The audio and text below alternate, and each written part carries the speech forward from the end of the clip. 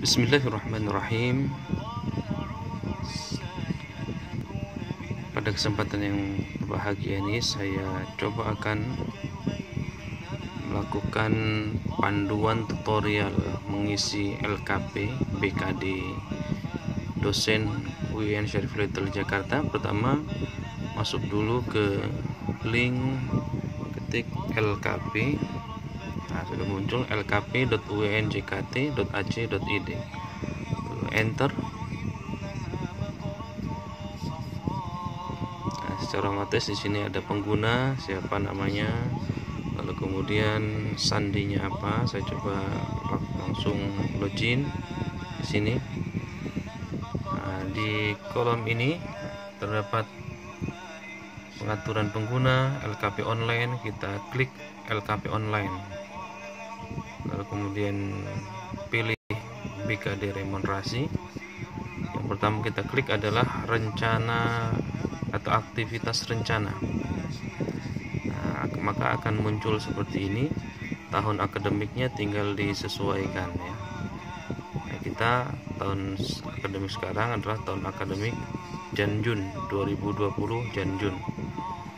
Setelah itu baru kemudian kita di sini langsung ada anak panah, jurusan sesuai dengan jurusannya, lalu kemudian jabatannya, NIP-nya, nama pegawai, tahunnya, semesternya. Nah, di sini adalah kebetulan jurusan saya jurusan tafsir hadis atau yang sekarang sudah berganti nama ilmu Al-Quran dan tafsir. Jabatannya dosen biasa, jadi tidak menjabat. Lalu kemudian NIP-nya ini nama pegawai atau dosennya ini. Lalu kemudian tahun dan semester. Nah, semester sekarang adalah semester Januari sampai Juni. Setelah itu di sini ada tanda panah, tinggal klik tanda panah maka akan muncul. Nah, ini karena sudah saya isi ya, sudah saya isi, tinggal memasukkan sesuai dengan bidang yang di sini ada bidang, klik, tinggal dimasukkan bidang pengajaran. Misalnya bidang pengajaran tinggal tambah rencana aktivitas. Misalnya ada mengajar berapa SKS, dibulatkan langsung. Kalau misalkan mengajarnya 12 SKS, maka pengajaran, saya contohkan saja, misalkan tambahkan rencana aktivitas, maka akan muncul seperti ini. Lalu kemudian klik bidang pengajaran karena sudah bidang pengajaran tadi. Aktivitasnya banyak sekali di sini. Ada menduduki jabatan, lalu melaksanakan kegiatan data sering, lalu memberi kuliah ya, kuliah S1, S2, S3. Kemudian ada juga membimbing mahasiswa, lalu menguji dan yang lain-lain. Tinggal kita memilih apa yang mau kita masukkan. Misalnya kita yang pasti setiap semester adalah membimbing, menguji, lalu kemudian mengajar yang pasti ya, baik S1, S2 maupun S3. Nah, di sini ada ketentuannya semuanya. Menguji, membimbing, mengajar dan seterusnya ya. Tinggal klik saja. Ya, misalnya saja bimbingan tugas akhir S1 skripsi, klik misalnya, maka akan muncul seperti ini ya. Tinggal diisi ekuivalennya berapa ya.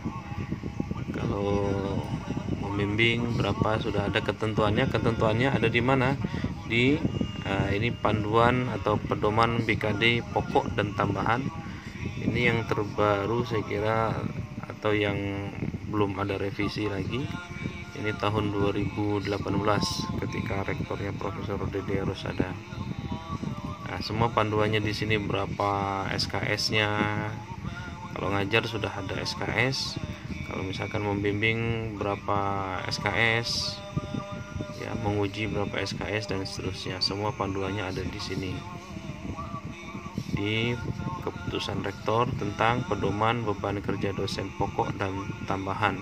Ini tahun yang saya pakai, ini tahun 2018 ya. Selain itu ada juga panduan lain sebenarnya untuk penambahan bisa saya coba bantu. Ini yang disosialisasikan di awal,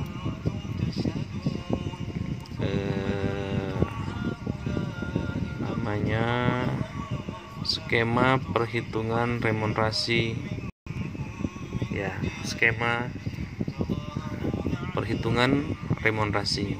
Nah, ini sambil menunggu ya.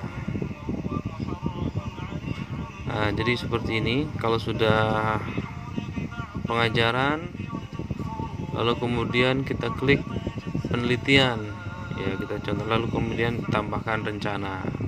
Seperti biasa kita coba, misalnya penelitian, poinnya apa saja. Nah, ini poin-poin penelitian: menulis buku, menulis jurnal, mendapatkan haki ya, reviewer buku. Nah, semua ada di sini ya. Berapa poin-poinnya? Nah, tadi berdasarkan SK rektor tadi. Nah, selain itu kita juga merujuk ke skema perhitungan remunerasi ini yang sudah disosialisasikan ya, skornya berapa, SKPR-nya, SKKR-nya, SKS-nya, sistem poinnya, dan seterusnya. Ini skema-skemanya apa saja ya, termasuk juga kuantitasnya berapa, mana yang dimasukkan ke BKD, mana yang dimasukkan ke remunerasi, semuanya di sini ya. Termasuk ada juga simulasi perhitungan remunerasi untuk lektor ya, berapa gitu ya. Ini untuk huruf besar, jumlah remunerasi yang didapatkan. Nah, bisa di ke sini ya. Kita kembali lagi ke sini. Nah, tinggal klik saja. Begitupun dengan pengabdian masyarakat ya, pengabdian masyarakat. Kita klik misalnya pengabdian masyarakat, tambah aktivitas rencana. Di sini pengabdian masyarakat, lalu kemudian apa saja poin-poinnya. Nah, ini semua poin-poinnya: menjadi pengurus lembaga sosial, khutbah, ceramah, dan lain-lain. Itu masuk poin-poin dari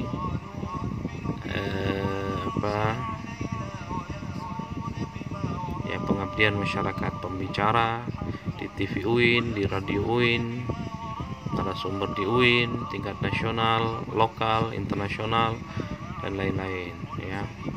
Baru kemudian di sini menentukan berapa EQ-nya. Nah, begitupun dengan penunjang ya. Penunjang misalnya kita lihat apa saja poin-poinnya. Klik lagi penunjang ya, penunjang apa saja poin-poinnya. Penunjang itu peserta pelatihan, workshop ya, panitia badan lembaga di pemerintahan baik di pusat maupun di daerah, menulis mata pelajaran, buku pelajaran SMA misalnya, SMTA, keanggotaan dalam tim penilaian jabatan akademik sebagai asesor, dan lain-lain. Tinggal diklik saja. Termasuk juga menjadi juri kompetisi di UIN ya, di dalam menguji laboratorium dan lain-lain ya. Nanti tinggal klik saja di sini. Oke, nanti ekuivalennya melihat di panduan pedoman beban kerja dan panduan skema perhitungannya ini. Oke, kan ini sudah saya isi sebagai simulasi saja ya. Ini sudah saya isi di aktivitas rencana. Saya isi ya semuanya. Jumlah pengajaran ada 23 SKS, ini sudah saya full kan ya. Lalu kemudian penelitian di sini saya cantumkan 12, ada menulis jurnal internasional, ada buku, pengabdian 13 SKS, penunjang 5 SKS. Ini sudah oke. Nah, setelah itu baru kemudian kita klik aktivitas semester. Ya, setelah aktivitas rencana kita isi, lalu kemudian aktivitas semester sama tahun akademiknya disesuaikan, lalu kemudian muncul seperti ini. Muncul juga jurusan, jabatan dosen, jabatan, NIP pegawai, nama pegawai, tahunnya, semester, dan infonya. Di sini ada anak panah, tinggal klik ya, karena sudah saya isi. Di sini ada pengajaran, misalkan pengajaran, kemudian tambah aktivitas pengajaran apa saja seperti yang dilakukan di aktivitas rencana. Ya, tinggal diisi di sini, poin-poinnya juga sudah ada, tinggal diisi deskripsinya, misalnya pengajaran mengajar mata kuliah apa, kuantitas jumlahnya berapa, ya, berlakunya sudah ada di sini, tinggal klik saja. Lalu kemudian bukti aktivitasnya, ya, misalnya ini kita contohkan saja, ya, menduduki pimpinan perguruan tinggi misalkan sebagai rektor, maka yang dibutuhkan SK pengangkatannya, ya, SK pengangkatannya, lalu kemudian SK-nya diupload di sini, ya, diupload juga di file kinerja, file penugasan, baru kemudian simpan, jangan lupa. Ya, oke, ini karena sudah saya kerjakan. Begitupun dengan penelitian, begitupun dengan pengabdian, begitupun dengan penunjang. Langkah ketiga yang penting harus kita lakukan adalah setelah sudah lakukan aktivitas rencana, aktivitas semester, lalu kemudian pindah aktivitas semester. Nah, tahun ada di sini, ada tahun akademik, lalu kemudian di sini seperti halnya sama, dan seperti biasa di sini ada tanda panah, kita klik, maka akan muncul di sini sudah ada pembagian aktivitas BKD, aktivitas remunerasi. Sebelum dipindah ini semuanya masuk remunerasi, ya, semuanya masuk remunerasi. Nah, bagaimana memasukkan ke aktivitas BKD? Tinggal klik anak panah, ya, di sini anak panah yang berwarna hijau ini. Saya contohkan misalnya, klik, ya, maka akan muncul kata-kata begini: apakah yakin ingin memindahkan data ini? Pembimbingan tugas akhir mahasiswa atas nama ini. Kalau sudah klik OK misalnya, maka otomatis pindah ke aktivitas BKD. Nah, karena aktivitas BKD saya sudah cukup, maka saya tidak lanjutkan, saya cancel. Ya, setelah itu baik pengajaran, baik juga penelitian, baik pengabdian, begitupun dengan penunjang dari aktivitas remunerasi ini, ya, yang diklik tombol hijau ini, maka otomatis akan pindah.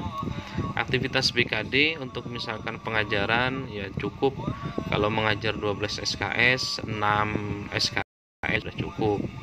Nah, penelitian saya kira 3 sudah cukup, ya. Lalu pengabdian misalnya 2, atau pengabdian plus penunjang itu 2 sampai 3, itu pun sudah aktivitas BKD cukup 12 SKS. Nah, selebihnya ada di aktivitas remunerasi. Inilah yang akan dibayar oleh negara, oleh UIN dalam hal ini, ya.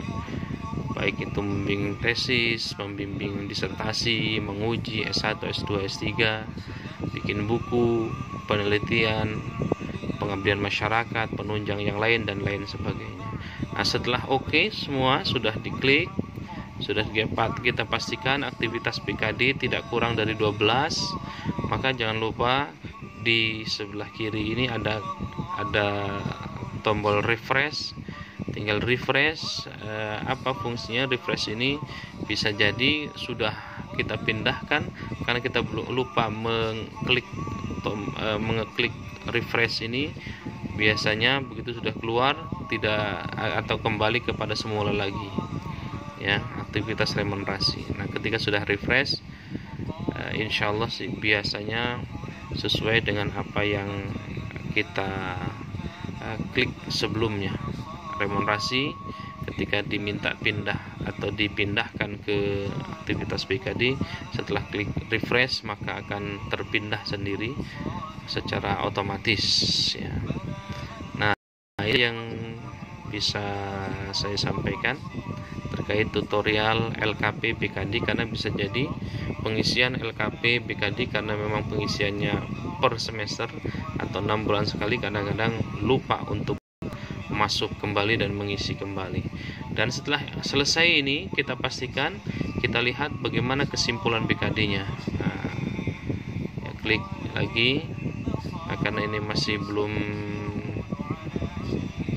bisa melihat, ini masih tahun yang lalu, kita pastikan semuanya T ya. T ini berarti sudah di CC dan sudah lulus. Nah, begitupun dengan kesimpulan Remon ya.